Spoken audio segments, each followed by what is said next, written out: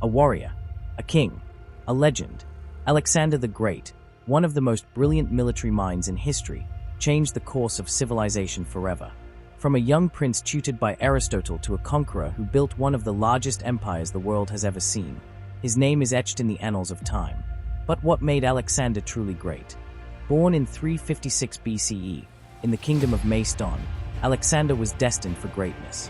His father, Philip II, was a formidable ruler, but it was his mother, Olympias, who filled his mind with tales of divine destiny. At just 13 years old, he was placed under the guidance of Aristotle, one of history's greatest philosophers. From Aristotle, he learned science, philosophy, and the art of leadership, knowledge that would shape his vision of conquest.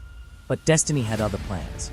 At the age of 20, Alexander ascended the throne after his father's assassination, and thus began the journey of a man who would not rest until he had conquered the known world.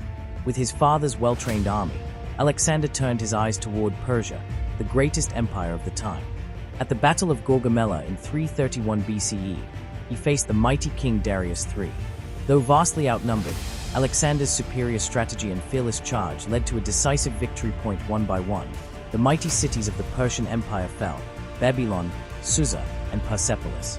By the age of 25, Alexander had accomplished what no one before him had. He was the ruler of an empire stretching from Greece to Egypt and all the way to India. But he was not just a conqueror, he was a visionary. Unlike other conquerors, Alexander sought to unite rather than destroy. He adopted Persian customs, married a Persian princess, and encouraged cultural exchange between East and West. This blending of cultures became known as Hellenization, influencing art, science, and philosophy for centuries. Yet, not all of his men agreed with his vision. Exhausted from endless wars, his army refused to march further.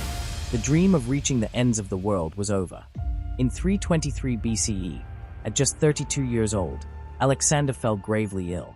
Was it poison, malaria, a mysterious fever? To this day, historians debate the cause of his death. With no clear heir, his empire crumbled, divided among his generals in what became known as the Wars of the Successors. Yet, even in death, his legacy endured.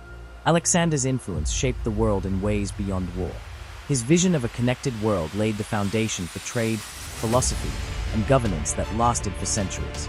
His name became synonymous with greatness, a ruler who dared to dream beyond borders.